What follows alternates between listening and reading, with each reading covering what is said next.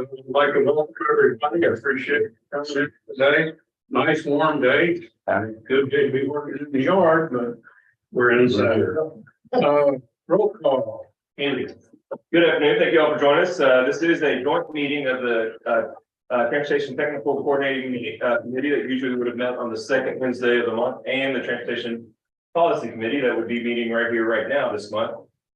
So on the roll call, we've got so many folks that are on both committees, and I'll try to note that as I do the roll call. But thank you all for joining us, and let's get going. Bullitt County, who we have from Bullitt County? I'm here. Hey Keith, gotcha. City of Charleston? Toby? City of J-Town? Matt and Yang. Thank you. City of Jeffersonville? Got a big crowd online, so I'm looking on the Brady Bunch screen. I don't see anybody from Jeffersonville. City of Mount Washington? New Albany? I saw Claire. Hi Claire, we see you. City of Shepherdsville?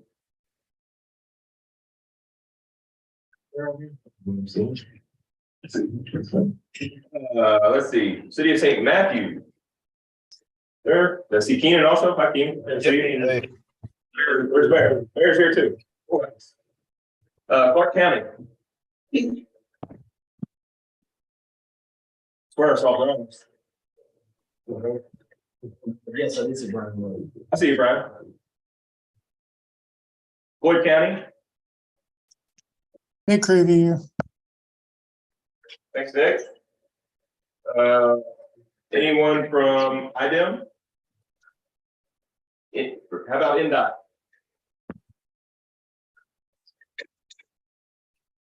I saw Tony. Vanetta Keefe is here from NDOT. Heard somebody. Tony, I see you.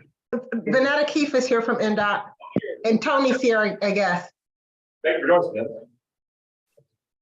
us. Anybody from Jefferson Riverport? Kentucky DAQ? How about KYTC? I think we got quite a few. Isidro Algado, Planning Division. Nice, Pedro. Jason Sawala, State Highway Engineer's Office. Thanks for joining us, Jason. Matt Foley, District 5. All right. Good crowd. Thank you all. Tracy Level, District 5. Hey, Tracy. Well, we got a longer list than usual. Metro APCD. Hello, we've got Michelle, Craig, Bradley, and Byron. Thank you. Louisville Metro, I think we've got a bunch as well.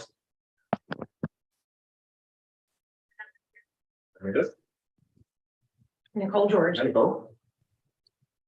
Emily Lewis, Planning Design. Anybody from the Airport Authority? Oldham County? Jim Urban, Oldham County. Oh, Jim. Jim Silliman, Oldham County. About the Louisville Riverport Authority, is Miguel on? See him? Anybody from the Port of Indiana? How about TARC Accessibility Advisory Council, Medallion? See her, Town of Clarksville. Okay, thanks for joining us. And TARC. Aida Coffee. Aida. Thank you, sir. Let's see, I don't think there's anybody on the TPC list that wouldn't be on the TTCC list. So Jefferson League of Cities, Mayor Chapman, I don't believe is here. Thanks for joining us, Jeff Summers from Bullitt County. Thank you for joining us. How about any of our advisory members? We've got a good crowd today. Anybody from Federal Highways Kentucky? I think I see somebody. Tanya Higdon. Hello, Tanya. Welcome back to the KIPTA meeting. It's been a while. Glad to be here. Thanks. Are there any other committee members that I have not mentioned? Try see Vince on the line. Thank you for joining us, Vince. We have a huge crowd in attendance in the room, also online. Shall we go around the room, Claire or Councilman Blow? To introduce over here. Okay, I think it's good. Those that go around the room. Down at the end. Kevin Beatty, Town of Clarksville. Greg Morris, Kipton. Andy Rush, Skipton. Bernie Balling, City of St. Matthews. Matt Nier, City of Jefferson County. Matt Bullock, KYTC District 5. Hall, KYTC District 5. Judge Summers, Bullock County. Isidro Delgado, KYTC. Rick Tonini, St. Matthews. Aida Kopitar. Nicole George, Metro. Terry Purcell, City of Charlestown. John Hudson, State Rep 36. Kevin Bratcher, State Rep 29. Amanda Bedford, Full Metro. Ethan Truckee, Kipton. Don Gibson, Prospect. David Holmes, Prospect. Randall Embry, Kipton. Zach Herzog, Kipton. Valerie Morphy, Chris Nicholas, Kipton. Alex Zazorski, Kipton. Henry Shaw, Kipton. Spencer Williams, Skipton. Mark Magliari, Amtrak. Ron Steiner, National Association of Rail Passengers. Derek James with Amtrak. Brendan Comp with Strand Associates. Seth Winslow, Strand Associates. John Osborne, Trimble County Judge Executive. Jared Haley, Kipton. Thank you all so much for being here. It means a lot that we have such a good crowd. Okay. Second item on the agenda is the February 2023 TTCC meeting minutes. Just remind you, this is a co-meeting between the TTCC and the TPC.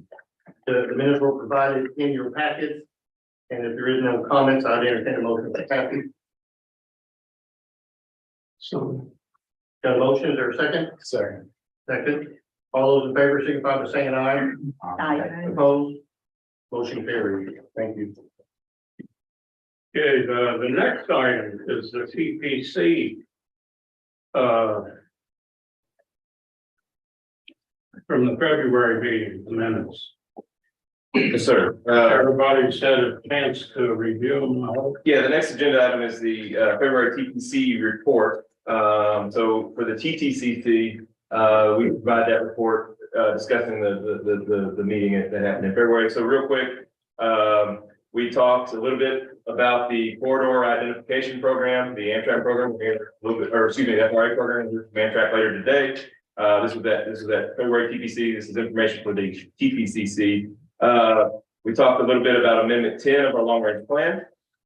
We talked about the outcomes from our call for projects that we recently did, and those projects and those funds are now a part of our new TIP and long range plan that is going to be presented later today.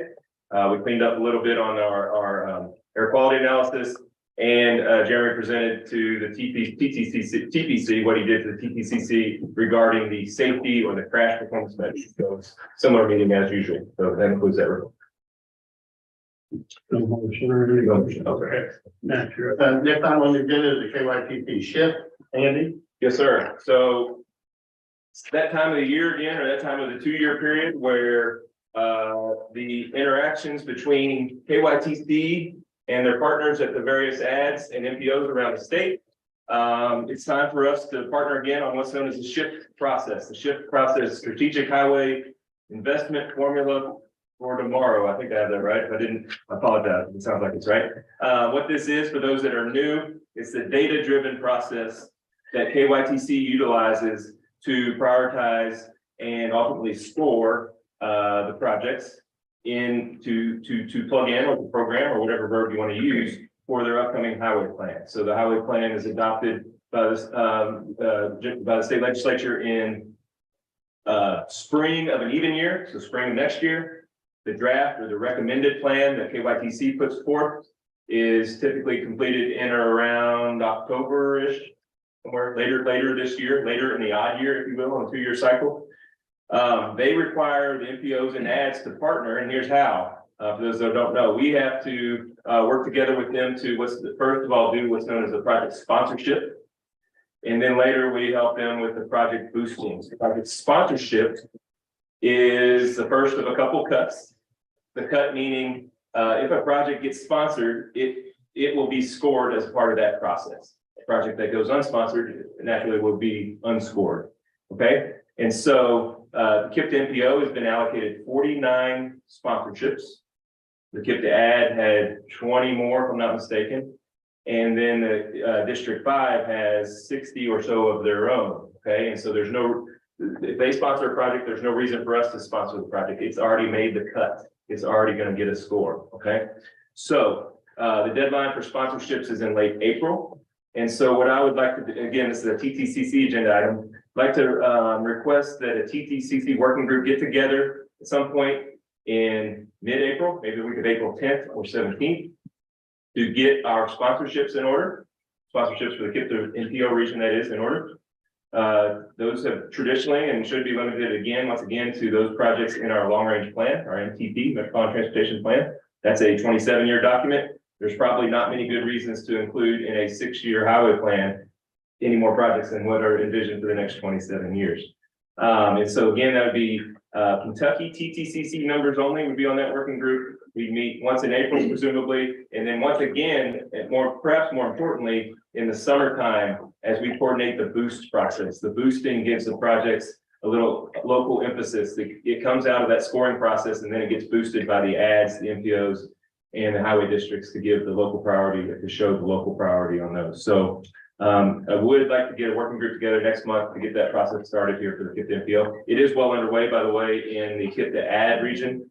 We met with the judge executives, including Judge Auburn last week, and others, and so it's well underway in the area and around the state, I suppose, at large too. So I'd be happy to answer any questions.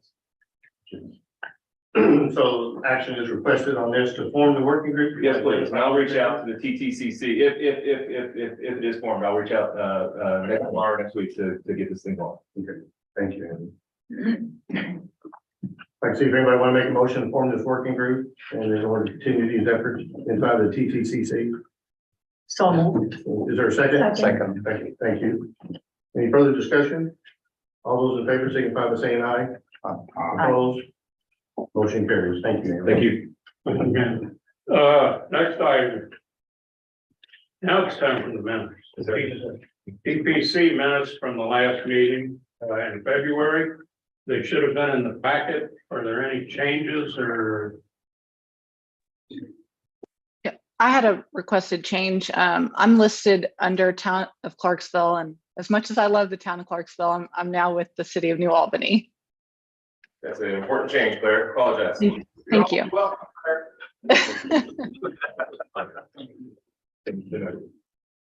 Okay, the change has been noted.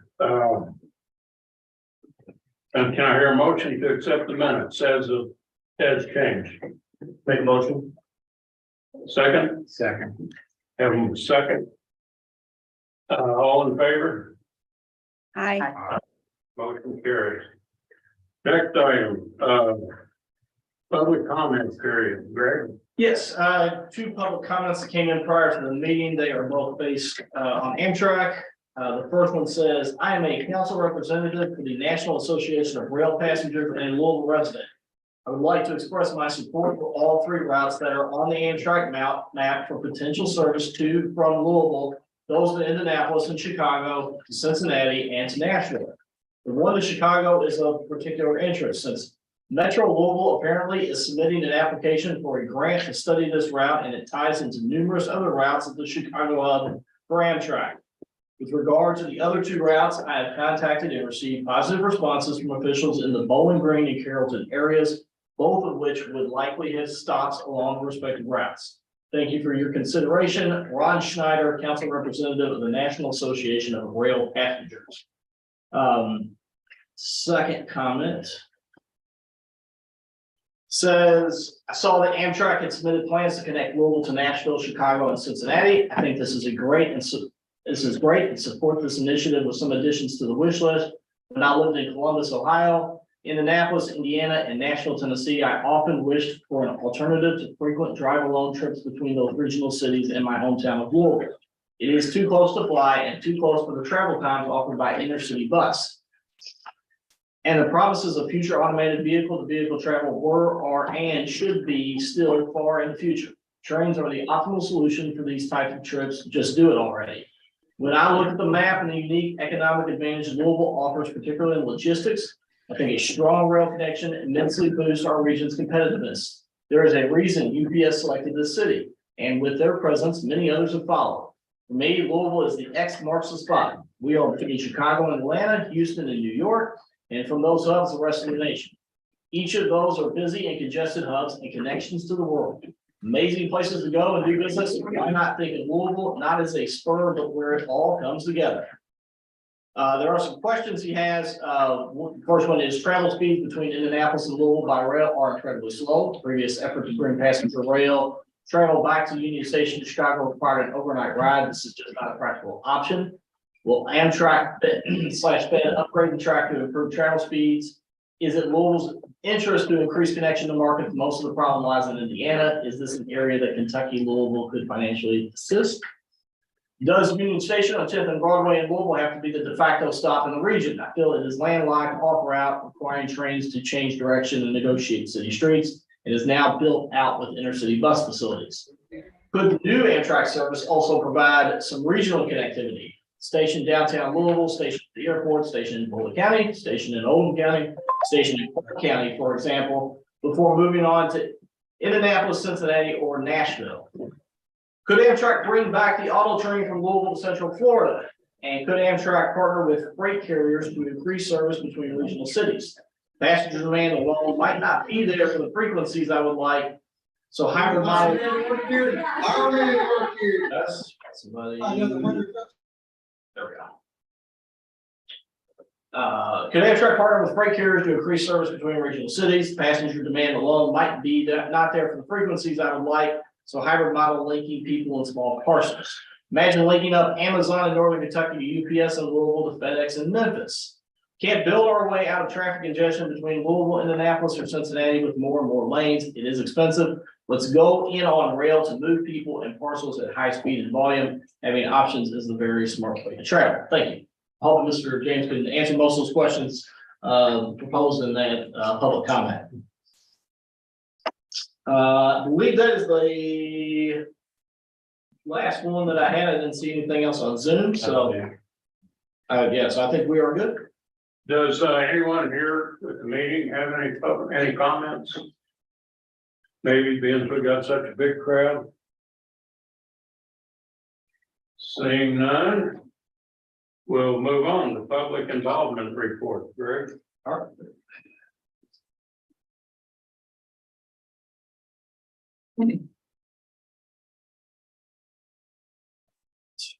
Just go quickly through this. We've got a full agenda, but social media numbers, again, pretty solid month for the month of February. 2,500 impressions, 140 engagements with Facebook. Twitter also saw, we saw that rebound last month. That stayed strong again for another month. Over 1,600 impressions, 118 engagements. Instagram just continues to go up month after month. We just continue to grow. It's great to see 678 impressions, 70 engagements. When we started doing Instagram back in the fall, we were probably looking at maybe like 100 to 200. So it's just great to see those numbers continue to grow. Website analytics, visitor page was down a little bit compared to January. Still good numbers though. 155 visitors for our tip page, 182 on our main page, and our MTP page saw 93. We are going to be going, obviously, as long as things get past here today, we'll be opening our public comment period for the MTP and the tip updates. So that'll be a full blitz. We'll have some more information on that later in the meeting, as well as you will see more stuff from me. But we've got some events that we'll be going to that we trying to get public comments for the MTP and the tip. And this month, actually, we were also at a Middletown Chamber of Commerce Business Expo. So I got some comments from that as well that I'll report to you for next month.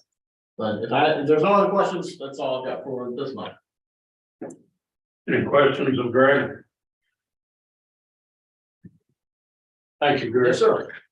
Next item, Amtrak presentation.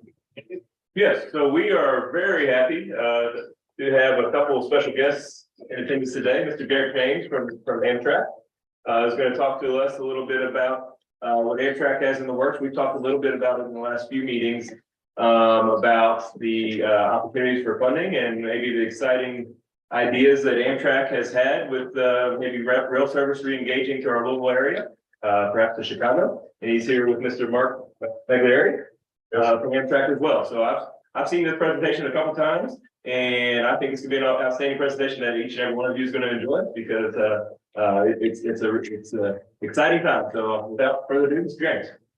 Thank you very much, Andy. Thank you for all of you. Can folks hear me okay? I appreciate the invitation and so glad to get down here again. I've been to Louisville within the past few months or so, as Andy had indicated. As a matter of fact, Mark and I are traveling a lot around the country, primarily in the Midwest. Again, I'm Derek James. I'm the Director of Government Affairs for Amtrak, and my responsibility is to engage with elected leaders and public officials like yourself to make the case on why it makes sense to invest in passenger rail. I'd like to get started by just playing a video. Brian, right? Do I have control over here? Yes, sir. Oh, okay. Let's just test. Oh, good. Can you hit the Yes, center of the screen? Something should play. I'm just going through my computer, not to let them.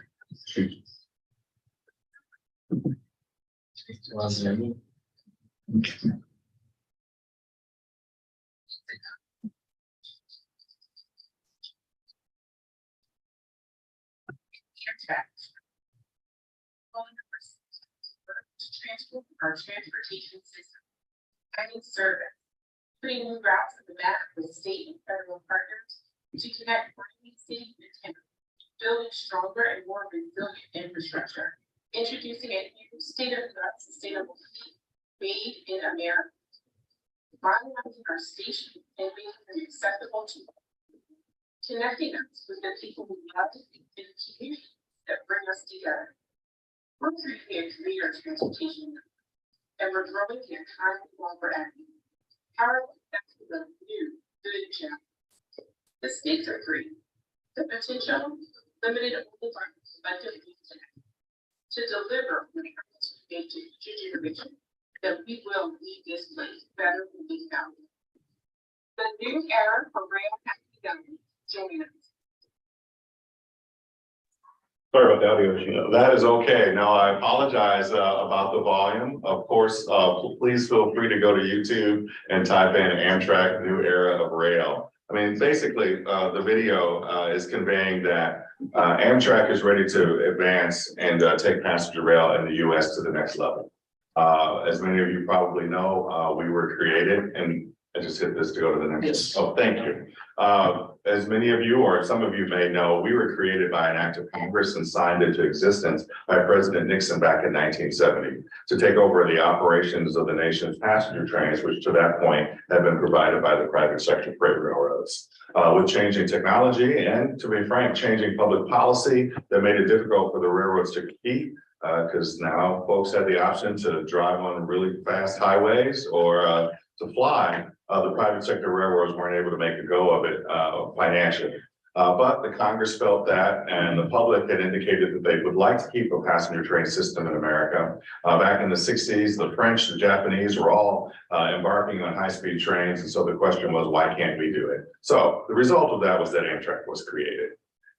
We are moving into an era where there is now greater federal investment in passenger rail. For the past decade and a half or so, we have been investing along with state partners like the states of Michigan and Wisconsin and Missouri in a limited way to expand service in those states. But now we have a federal partner. So now the options are really there.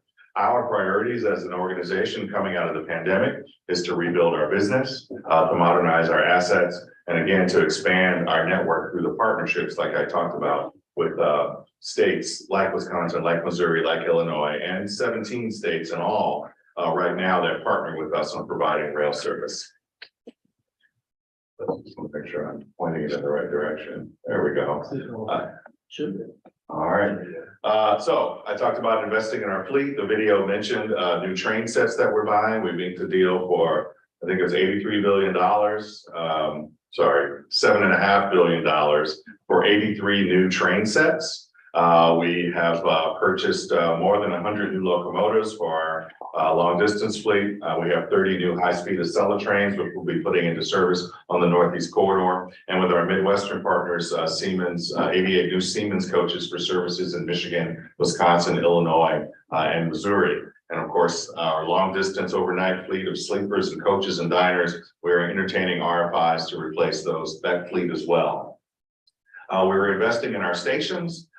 We serve about 510 locations in the United States and Canada. Most of those stations we do not own. They tend to be owned by municipalities, but we do have several facilities that we do own. We own the station in New York, Washington, Philadelphia, and Chicago, and we've been making investments in those.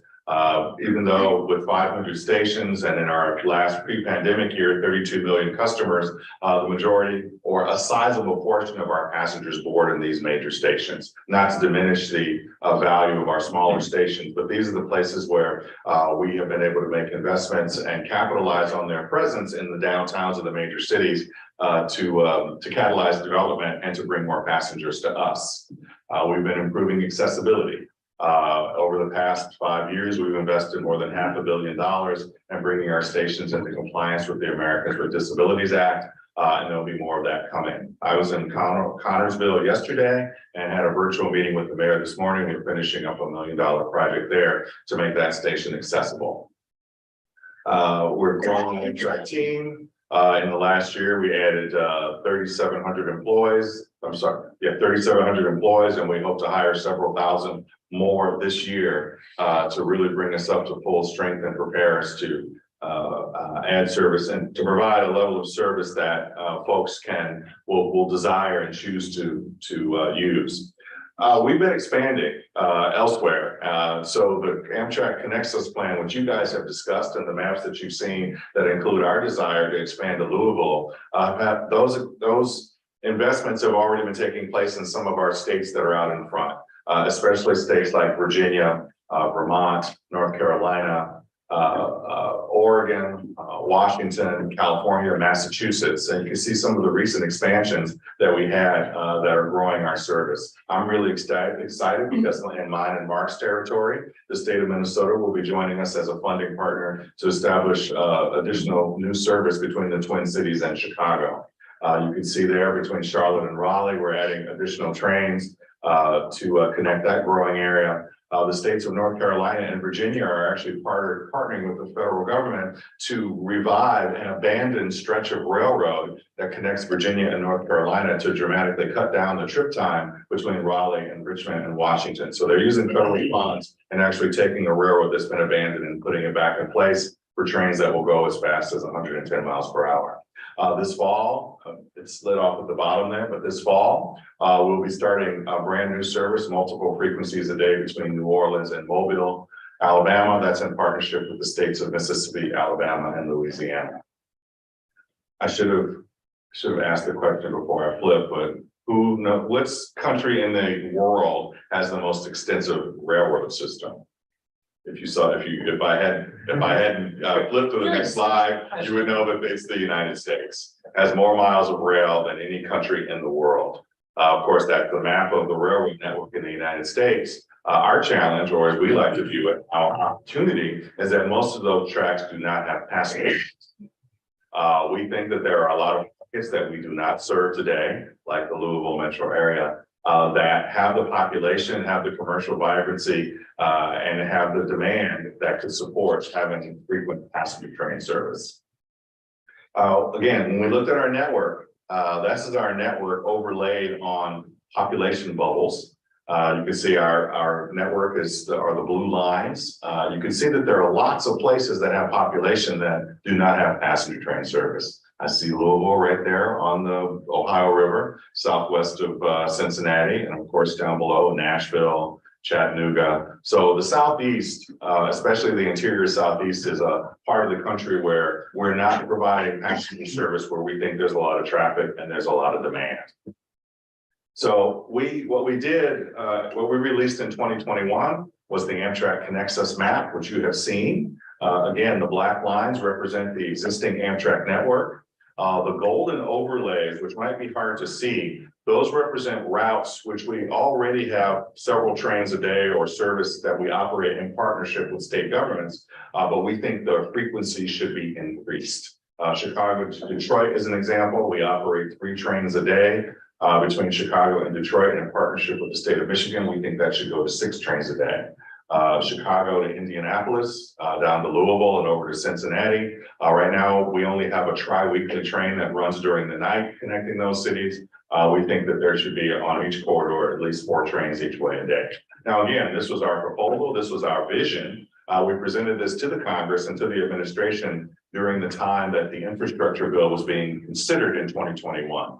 The Congress and the public was excited by this, and not necessarily to our surprise, but we were very glad and very hopeful when the Congress appropriated, included in the infrastructure bill, $66 billion, mostly to invest and to grow passenger rail in the United States. To put that in perspective, again, Amtrak has been in existence since 1970. That is more money than has been appropriated for passenger rail in the US since 1970. So it really opens up some opportunities for us. What Congress decided to do, though, this is a blow up of the Midwest. What Congress decided to do was to structure the distribution of the rail dollars very similar to what it does with other programs. They will be competitive grants that will be awarded to states and partnerships of states that apply for the dollars that are interested in establishing rail corridors. So what we've been working, similar to what we're doing here today, is talking to the public, talking to elected officials to say, this is what we, Amtrak, as the experts, we think in passenger rail in the US, think is what the system could look like.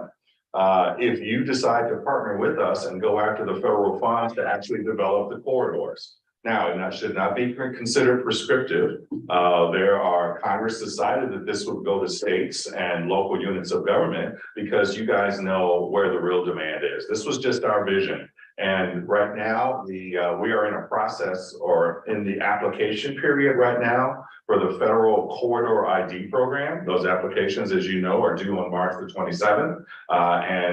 Local entities like yourself, we know that you guys are interested as well in being connected with Cincinnati, as well as being connected with Indianapolis and Louisville. So you are an eligible sub-state entity to make that application.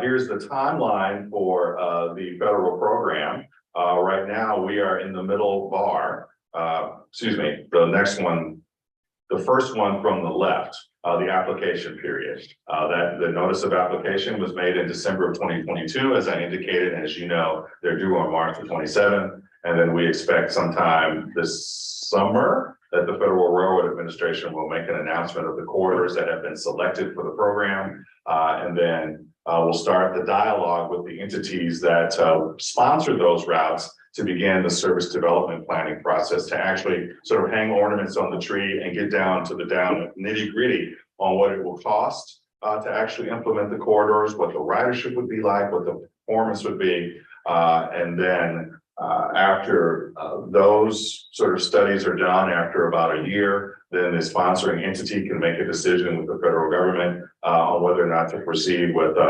preliminary engineering and the environmental process. The service development planning process does not require a local match. The federal government will provide you with the dollars to develop that service development plan, but the environmental and preliminary engineering, that's when you'll need to start coming up with your local matches.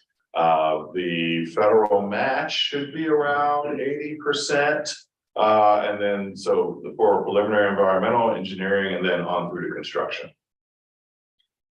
See what else I have. So what I have here is just to kind of backfill, give you some information on the process that we have used to come to some conclusions about what corridors we recommended. This one is very Ohio focused because the state of Ohio was getting a lot of pressure from their local governments, from elected officials, that the state of Ohio should step up to the plate and participate in the corridor ID program. So we did some additional analysis for the state of Ohio to improve their comfort level. So we looked at, again, we talked about the population demographics, we talked about travel flows, we used something called streetlight data, which measures travel demand between various cities to help them understand that we really did our work to actually come to the conclusion that the corridors that we looked at in Ohio were ones that made sense. Cincinnati, what we call the 3C and D corridor, Cincinnati to Columbus. The state did decide, they have indicated that they will apply for that corridor. as well as Cleveland to Toledo to Detroit. They will apply for that one as well. We also felt that the Chicago, Indianapolis, Cincinnati corridor, as well as a couple of corridors out of Cleveland heading to the East Coast made sense as well. They again had a level of comfort because we did that deeper dive analysis with them. The other thing that we like to share with folks is it's not just about the trains, it's about what the trains do. And as with any transportation investment, it's actually the economic impact. And what is the economic impact if you're going to be investing taxpayer dollars in this mode of transportation? We think it's significant. We think that it plays out in terms of travel time savings for the consumer. We think if it's invested in right, the service can be reliable. We see this in other corridors around the country where we invest in the host railroad network to make sure that the trains can move expeditiously and they can move on time, and that there's room capacity for both the freight railroad to maintain their franchise as well as to handle passenger trains quickly.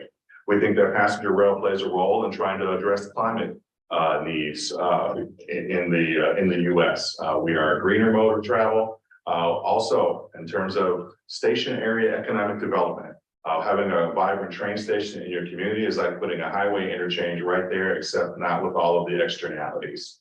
We have seen time and time again where there's quality train service, economic impact, economic development flows behind it when you're pumping people and pumping excitement into communities.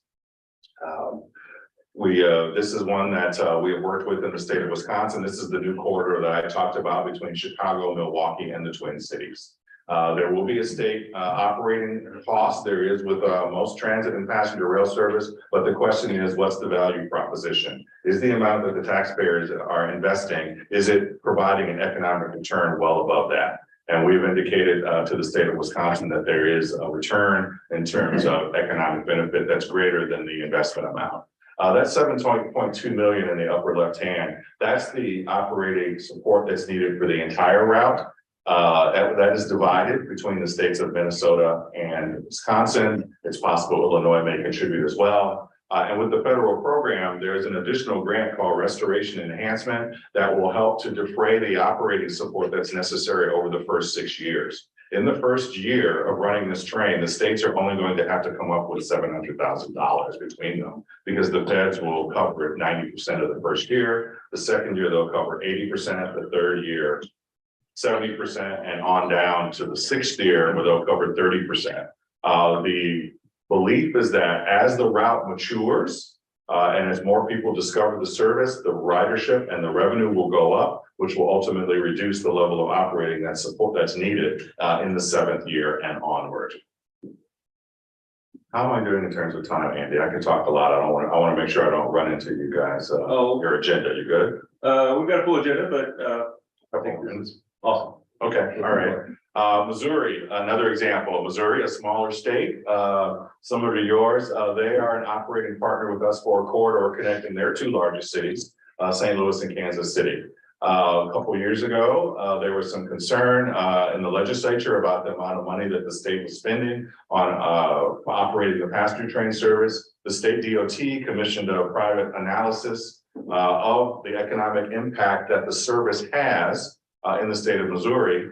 And it turned out to be $208 million. Part of that is because Missouri is an industrial state, so we spend a lot of money on procurement. But in terms of tax revenue, in terms of labor income, in terms of hotels and tourism, the data, the studies showed that the state was getting far and above what it was investing. And that state has enthusiastically supported the appropriation. And Missouri DOT is submitting a grant application as part of the Corridor ID program for 4 route expansions within the state of Missouri. We turned it around. We turned it around there. And a lot of that is because of the support of the communities along the route, because they really see the passenger train as being an important tool to connect them to the outside world, to attract business and tourism, and to improve their quality of life. Another example is the town of Normal, Illinois, the home of Illinois State University. About 12 years ago, they invested in a $45 million brand new train station downtown, and they zoned their downtown to support economic development around the facility.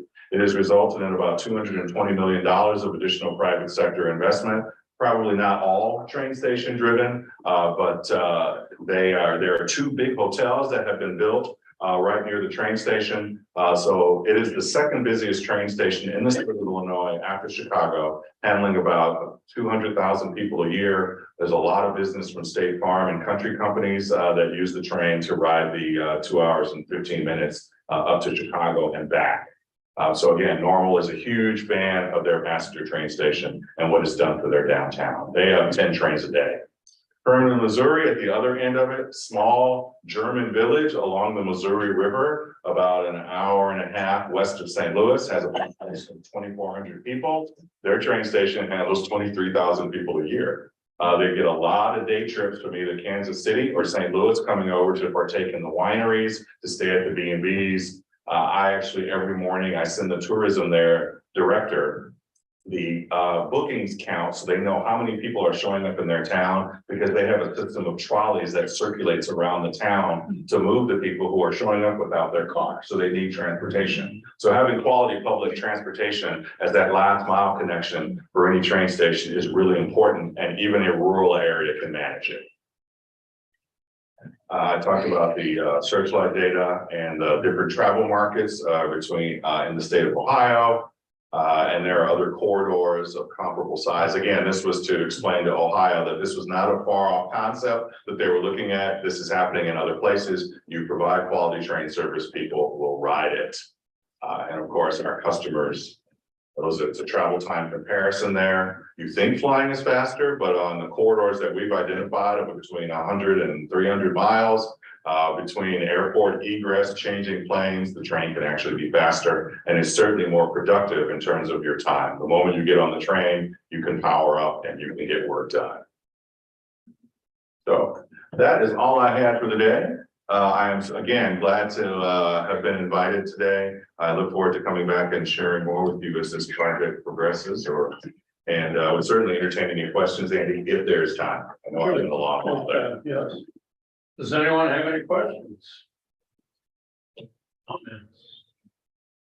I'll stay after this too. I'll make a comment. Derek mentioned the quarter ID program, just an update on that. The grant application was finalized maybe about this morning or yesterday, back to Valerie. And so that corridor ID, for those that weren't here, grant is for the Indianapolis to Louisville corridor. We talked about that, I think, last month at PPC. And so we look forward to hearing from FRA in this case, probably summertime, hopefully. It all sounds good. We're a large market, one of the largest markets that's not served. And so that seems to be an emphasis. So I think we're favorably positioned, and who knows what that might come from down the road, whether further to Nashville someday, connections to Cincinnati. But at this time, it's the Louisville to Indianapolis, which would connect and partner with NDOT, by the way. NDOT, as many of y'all know, they are sponsoring or putting together that application. I see Vanetta on there with her hand up. The Indianapolis to Chicago grant, similar grant, same corridor, two parts, we're the south end, if you will. Yes, and hello to my friend Vanetta at Indiana DOT. It's always good to see you. We'll be driving through Indianapolis later today if you want us to stop. Thank you very much. Thank you for coming down and saying it. Vanetta, did you have a question? No, I just wanted to say, just echo that we, NDOT does support the Louisville to Indianapolis corridor, and we are really excited to do that. That's all I wanted to add. Thank you. Thanks for joining us. All right, we'll move on to number 9. Draft connecting Kentuckiana 2050 Metropolitan Transportation Plan. Alex? Thank you, Mr. Chair, and Greg, we have a PowerPoint. We are at the point now where we are asking for TPC approval to take the draft long-range plan, the Metropolitan Transportation Plan, to the public for a 30-day review that would then lead into final approval. And Spencer and I today want to walk through a couple things on that. I gave everybody a quick overview on reminder what the MTP is, talk a little bit about the process that it took to get us to this point, talk about some of the sort of core pieces of that MTP, and then a quick overview at the end about our next steps there. Let's see. There we go. So just went through that piece. Starting out with our sort of quick review on what an MTP is, Metropolitan Transportation Plan, our long-range plan for the region. I think the most important thing to start out with, maybe from too transactional point, but we do have to do this. This is a federally mandated document, and ultimately, if we are not doing this, we're putting the continued flow of federal funding in jeopardy into our region. So this is definitely something that we want to do. It's also important, there are a lot of federal requirements around the construction of an MTP. We could probably have a 45-minute presentation on all of those. I'll just highlight 5 here that I think are really important for how this drives staff in our process. So it needs to be at least a 20-year time horizon looking forward for regionally significant and federally funded programs. Has to be financially reasonable. The projects that are in there have to more or less work out to the amount of money expected to actually be coming into the region between now and 2050. For non-attainment for air quality standard areas, which unfortunately the Louisville region is, needs to be updated every 4 years at the outside most. You need to have an assessment of existing conditions, and you need to be developing regional goals and strategies to accomplish those goals. So the process that got us here, and I think it's just worth a quick review. The MPOs in general are focusing on the 3 C's that hopefully everybody has heard us talk about from time to time, but comprehensive, coordinated, and continuous. And the MTP is very representative. This is one of our key documents there. This is a continuous process. It's always happening, and the pieces that put this together are always being built up. So the last MTP, Connecting Kentuckiana 2040, was approved in February of 2020, and almost immediately we then go into the planning process for the next MTP. We started outreach to the public as far back as the winter of 2020, 2021, and then coming from about spring 21 up until last summer, really a lot of the core component pieces that this is built on and that all of staff's work is built on were approved sort of piece by this body by the TPC with input from the TTCC. So we established goals and objectives that a lot of our pieces flow from in the fall of 2021. Do a very long series of updated analyses, our freight analysis, our crash analysis, traffic, our environmental justice pieces. Socioeconomic forecasts and project scoring rubric is not completely comprehensive, but some of the core pieces of that list. Coming up to last summer, summer 2022, we opened the project application process, and this is where local jurisdictions and agencies represented here were able to submit new projects for consideration into the MTP, and then for existing projects, we're able to update them and let staff know if they wanted them to continue to be part of the MTP. That closed in October 31st, leading us into the last couple of months where a whole bunch of things happened, but just a couple to really highlight our air quality analysis update of all the projects, the individual project evaluation, and then the report draft itself. Looking at that report draft itself, that was sent around last week for everybody's sort of review and consideration, and this is what we want approval to bring to the public starting tomorrow.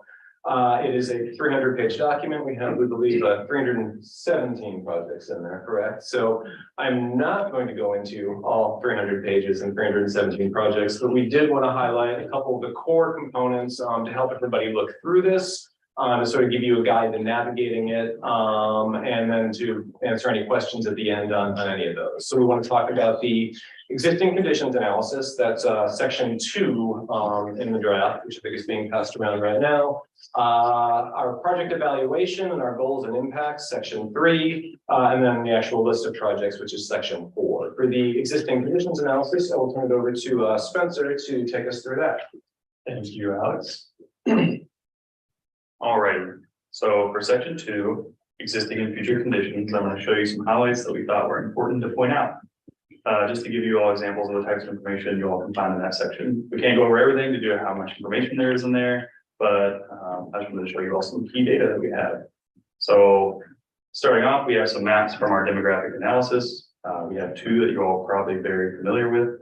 We have the population change by TAZ showing absolute change and our employment change by percentage change.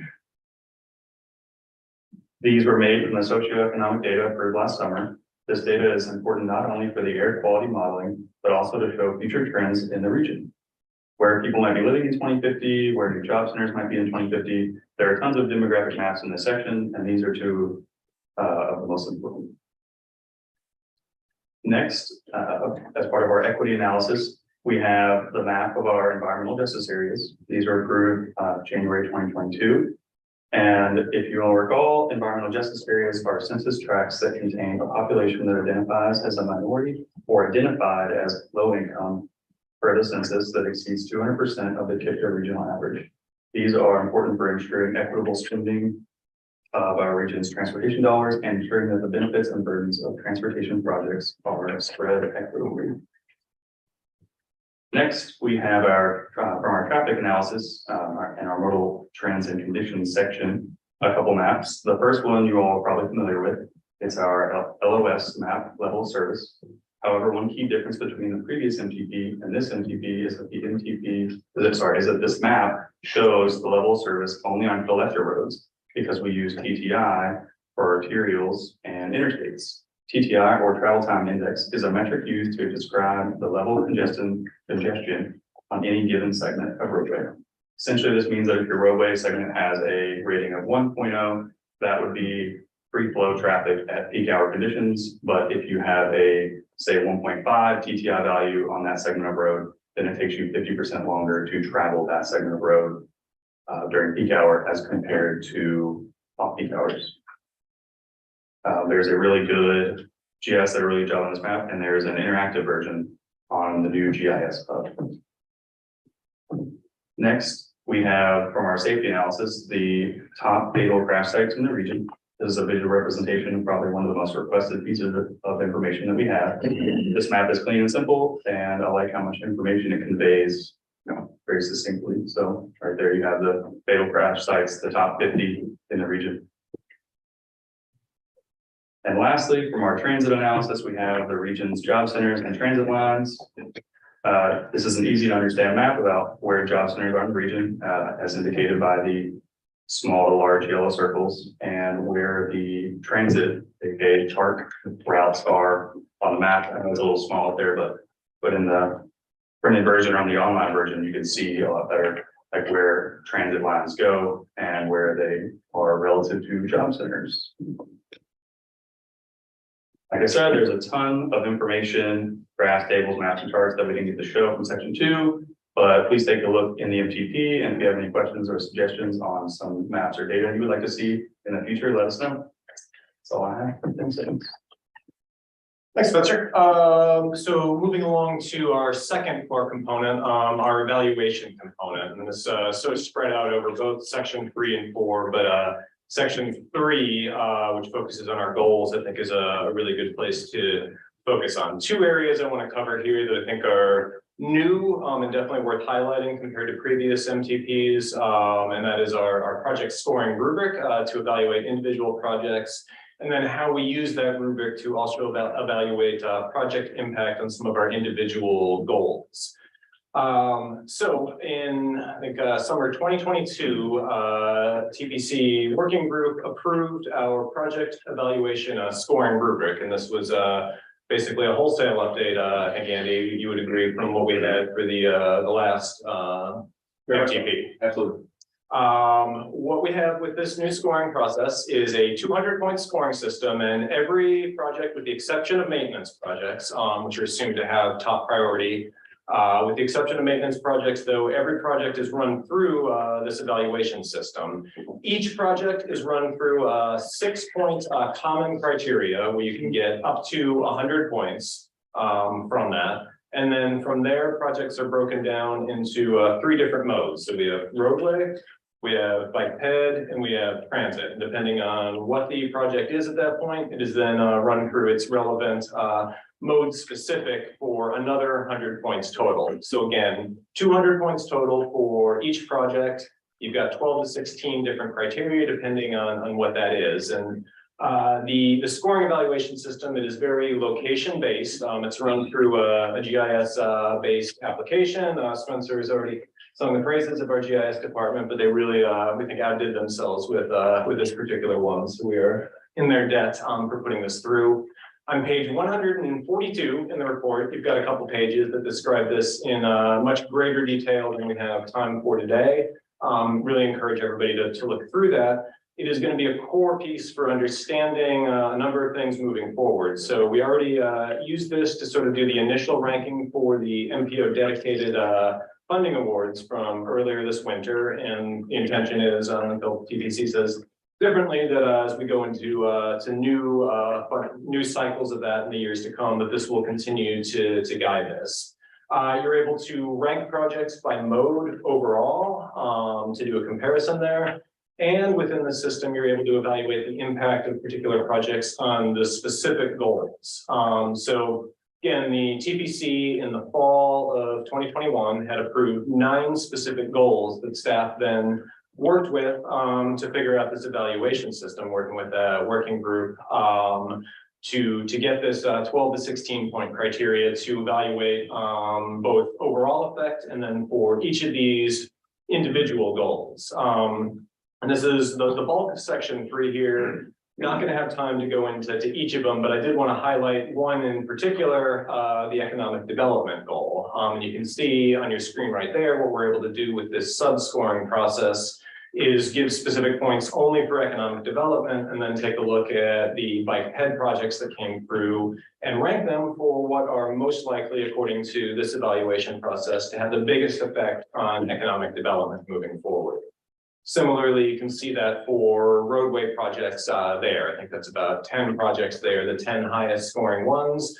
For the purposes of the report, we've highlighted just the top scoring for each of these goals, but there's a lot of room to play around with this, moving forward in terms of different ways to slice and dice and show projects throughout the region and what they may or may not be able to do. So we definitely wanted to highlight that piece.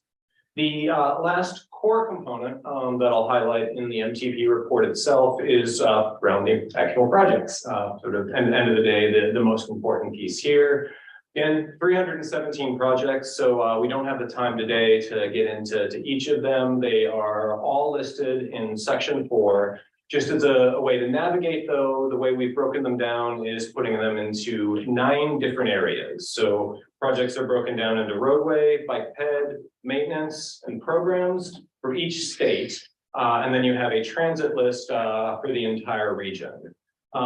Within each of those 9 sections, you'll find information on each of the individual projects, project name, relevant information like open to public date, total project cost, as well as project descriptions and justifications. And you'll see a map for each section that gives the opportunity to better visualize where a lot of these projects are going into.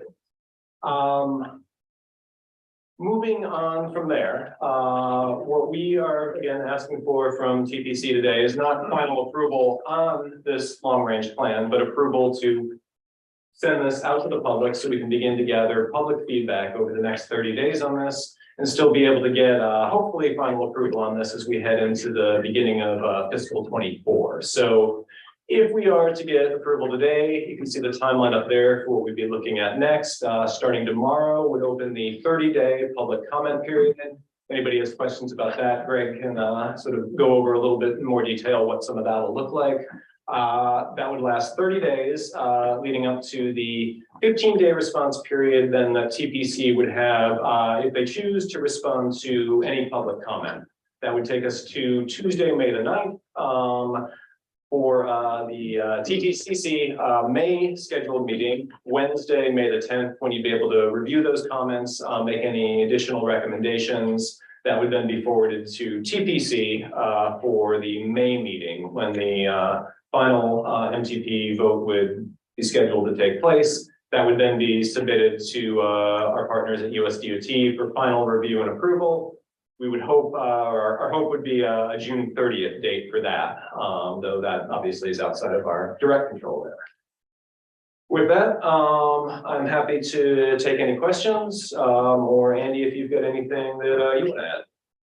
No, not really. I mean, this is, appreciate everybody's support and help over the 3-year long process. We hope this is a MTP that's on time, on budget, and it's something that we can be proud of, both collectively as staff, but more importantly for the agencies in this room, to utilize, to prioritize, to take those project scoring, among other things, and for the shift process. We just initiated a shift working group just a moment ago.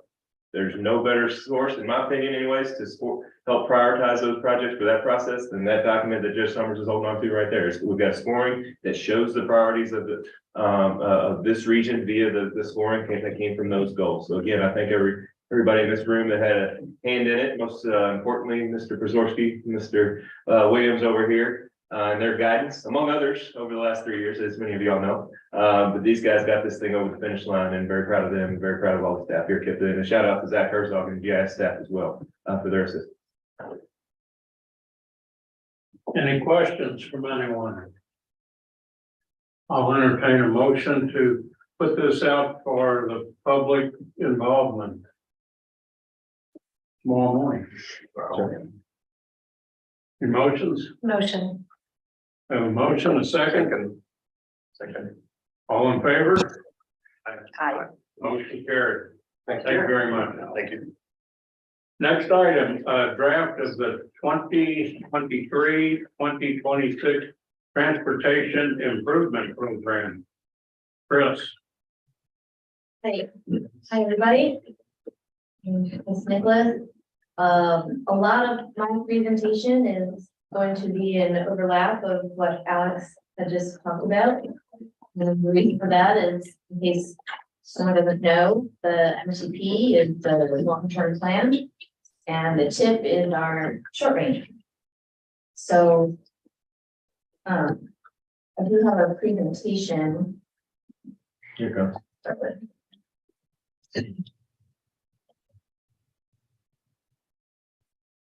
I'm also going to mention, we do have a sense of urgency with the TIP as our current TIP, which is the fiscal year 2020 to 2025. That is going to expire June 30th. So we definitely want to get this up to implement and get started with our new TIP. This one's 2023 to 2026. Let's see.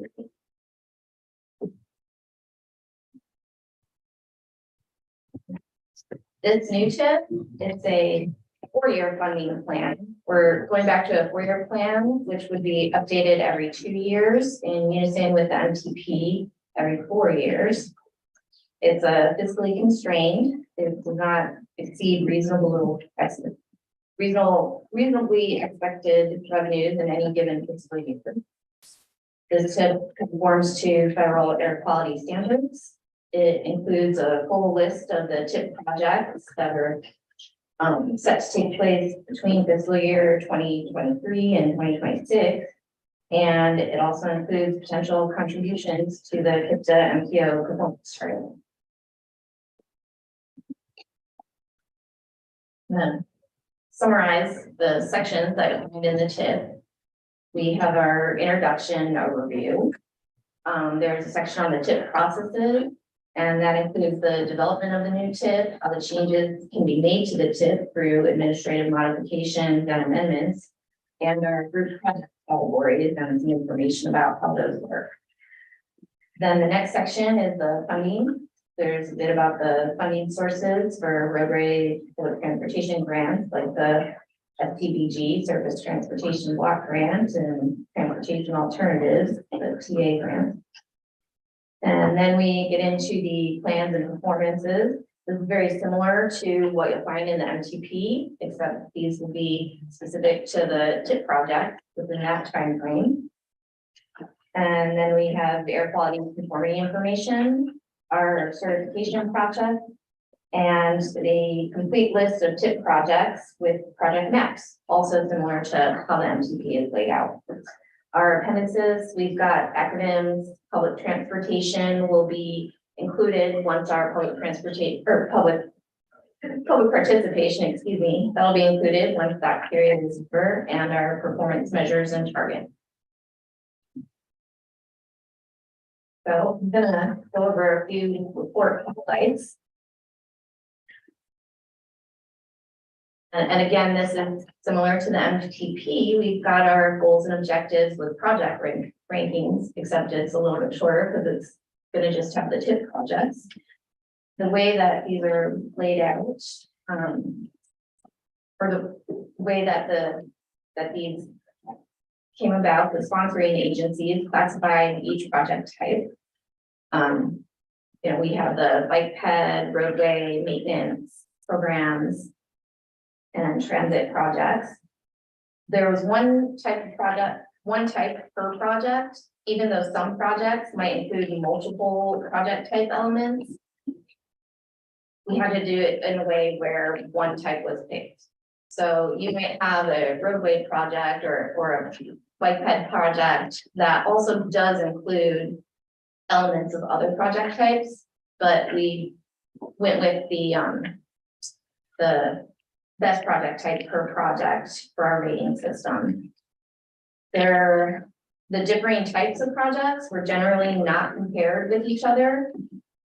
And the scoring matrix, as Alex was explaining, and it goes into more detail in the MTP, is location based. However, some projects or project types aren't really translated well to location based.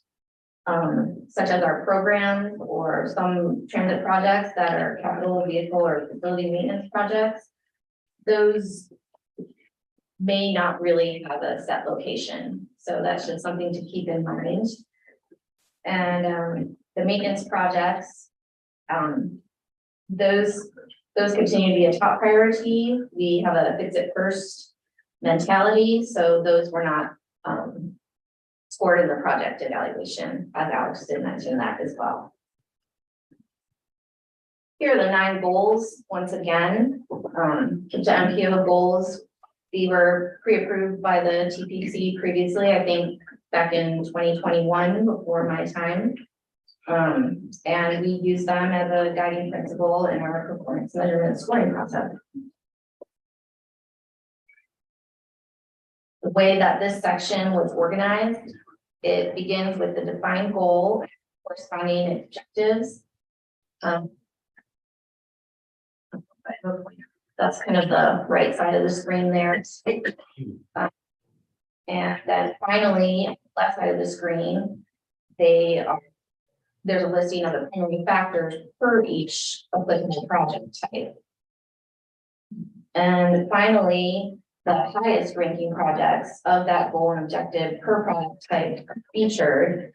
An example of that in the next slide.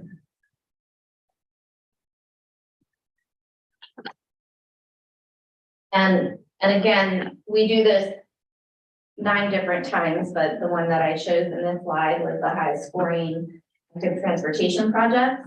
And so in that case, we have 2 tables. We would have the highest scoring bike ped ones for the active transportation goal in connecting bike ped infrastructure. And then we also have the highest scoring roadway projects. And because there are 2 different project types, the bike ped projects, all of these on this table received 40 out of a possible 50 points. However, the roadway projects, all of them on that table received 18 or more out of a possible 20 points because they're different project types, if that makes sense. I hope.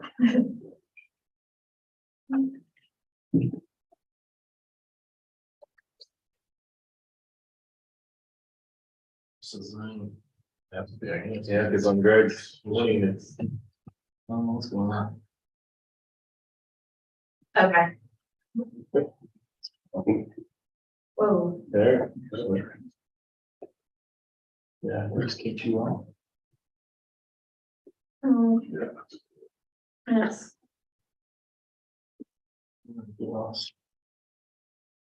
I apologize, everyone. Can people on the line still hear us? Somebody can, Yes. Yes. Yes. Yeah. Yeah. Yes. Okay. So another feature of the TIP that I wanted to highlight.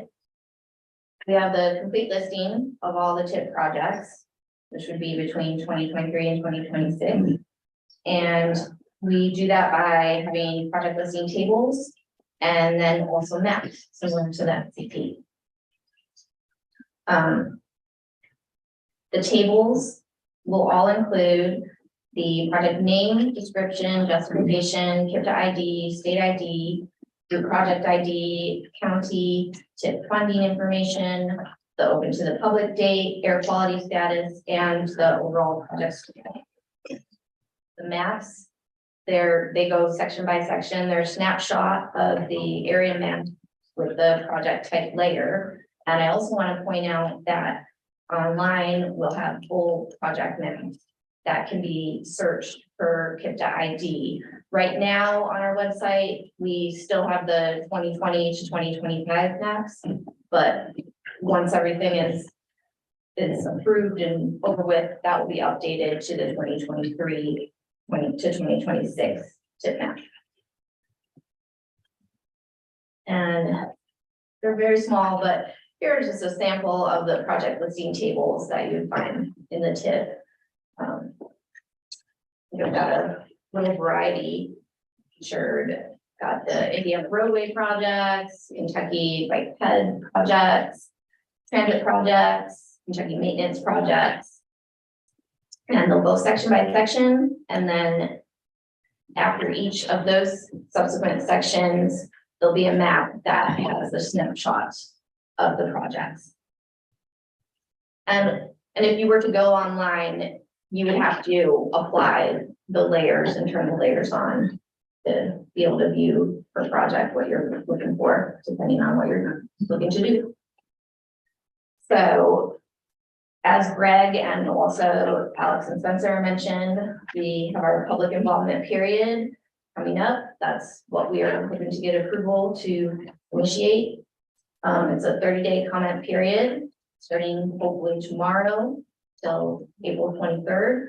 There's going to be also 2 virtual public meetings.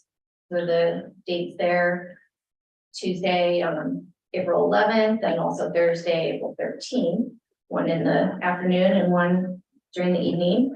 We'll have online social media campaigns, including links for the general comments and also an interactive comment. And then the next steps would be our timeline here. We've already sent the draft to most of the folks in the room.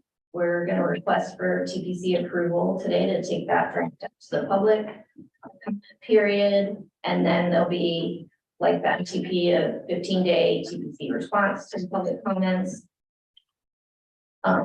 We'd anticipate seeking final approval on May 25th. And then after that, we have our review period. They have up to 60 days. And I think hopeful date would be by June 30th.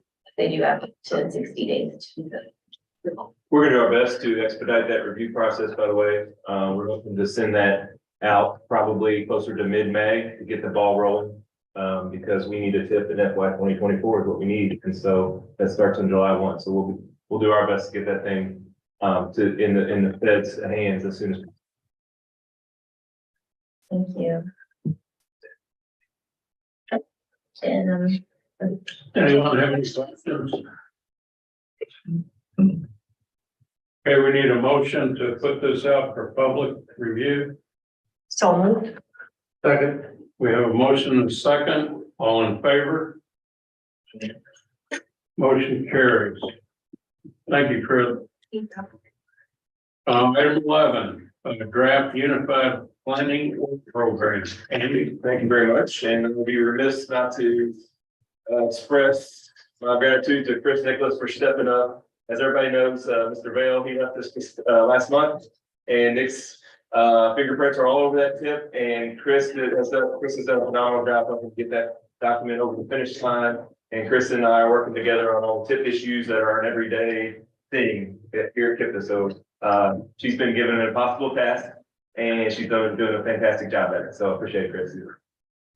Okay, so the draft UPWP, this is brought to this body every year about this time. That's our work program that defines basically how we spend. It prioritizes how our NPO spending. That was submitted to the group in your packet. There's a link online. Kind of time, I can sit and talk about UPWP all day, every day, but I don't think anybody wants to.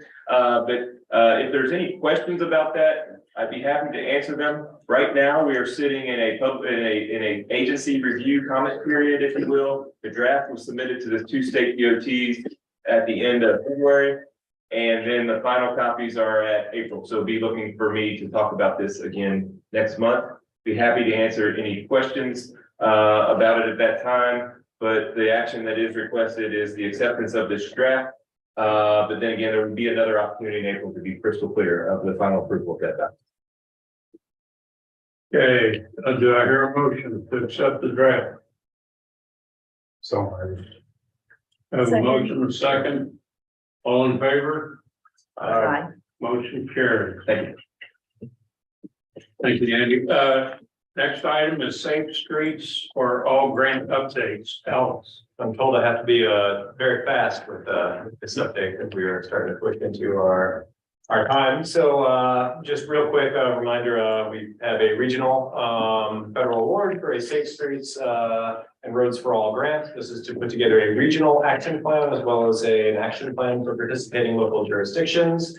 We got that award in late January, and our goal is to put together this action plan to make the region eligible for implementation funding. Hopefully not the second round of Safe Streets applications, but the third round, which would be at some point in calendar 2024. Don't want to go too far into that. I think everybody here has heard that should feel a fair amount, though I'm happy to go in detail with anybody who would like a longer presentation later, but just wanted to briefly talk about our timeline moving forward. We had a longer meeting on Monday with the collaborative of the region to go over this, but just to keep the TPC and TTCC informed of what's going on. Our tasks right now are focused on finalizing our grant agreement, which is very much a pro forma deal, but a lot of paperwork with FHWA. And getting out an RFQ for consultant help. Again, we got a $750,000 grant. The intention is that is all going into getting a consulting team to help lead us along this process, as well as significant, I guess, in-kind contribution of staff time to make sure it is a good process. We anticipate in May selecting that consulting team, assuming a couple of week period of back and forth as you're finalizing the scope of work and the contract. That would put us in position for a June project kickoff. You see about the question marks there and the timeline after that, because ultimately a lot of this is going to determine on what the consulting team says. And we've been told that a 12-month is an aggressive timeline, but we think it's an important timeline to try and stick with because we want to be in position to get that best position in the region for implementation funding. To let everybody context, we are one of 473 entities nationwide that got a Safe Streets and Roads for All action planning process. Our assumption is that all 473, including KIPTA, are probably going to be looking for implementation funding. So the sooner we get this across the finish line, better chance the region has. So that's sort of the impetus for the 12-month timeline. What we anticipate is looking at outreach and data collection and analysis for the first third of that. As you get into the fall and the winter, you start to review some of that and you start to determine what the focal points will be for the process. And then you're looking at selecting your priority projects and preferred treatments in the spring and finalizing that plan. That is, I think, all I have, Andy, unless there's anything on this. Or if there's any questions. Okay. Anyone have any questions of Alice? And you don't need any action on I do not, sir, no. Perfect. Next item. administrative modification number 44 to the 2025 tip. Chris. This will be a very quick one. Little correction, we're on 43 with this one. But 44 is coming. Okay, so 43 actually this is for information purposes only, everybody. Just so you know, 43 was processed back on the 1st of 2023. And there we are. It's on our website already. If anyone wants to review later, we've got the KYTC project, ID 2633, the I-64 project. And that one had a revised product description, modifications to the TIP funding and total project costs, and also no, that is not correct. The open to public date was not. Excuse me. And so the total project cost went up to $10,350,950. The construction phase, that went to the construction phase. And then the other project in 43 was a metro project. That was a modification to the TIP funding for the Main Street Story Avenue intersection. And that one had a updates to the design phase and construction phase figures. That's about all I have for everybody. There's no action requested information. Anybody have any questions with Chris? Thank you, Chris. Next item, MPO Director's Report. Andy? Thank you. I just got a couple things, and I we got to go here in just a couple minutes. Tomorrow at 9 a.m. is our quarterly progress update report meeting with our Indiana counterparts. Our friends over at Clarksville are hosting us tomorrow morning. So look forward to seeing our Indiana friends tomorrow morning in Clarksville. That group met yesterday, so we'll have more on that next month and the outcomes of those meetings. Unfortunately, I got to do another personnel report. Usually we never do personnel reports. We didn't used to, but now we do. We have the capacity on the MPO staff to hire 4 new transportation planners. We've hired one. He starts on June 1st. We've got an offer out to know, so we're fingers crossed on that one, on her. And the reason it's 4 is because we have Mr. Alex Pazorski, who is now he is leaving us. And I told him this, and it's the honest truth, that his 1 year at KIPTA, he's on there every year, believe it or not, is probably the biggest mark anybody's ever made in their first year at KIPTA. I honestly believe that. And in his work in getting that MTP across the finish line was remarkable. I don't know if y'all know that or not, but it's true. So I hope it's okay to share this, Alex, and Aida for that matter. But Alex is not leaving. He's not going very far. And so while he is leaving KIPTA staff, he will be joining the TARC staff. And so we're real excited that he's not leaving the KIPTA region. So he's still going to be around.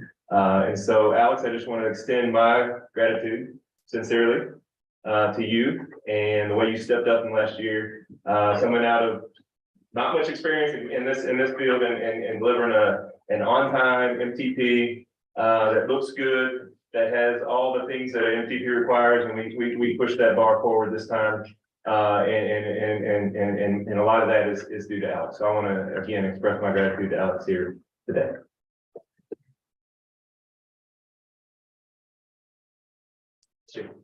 With that, I do not have anything else. So that's all. Thank you. Does anybody have any questions of Andrew?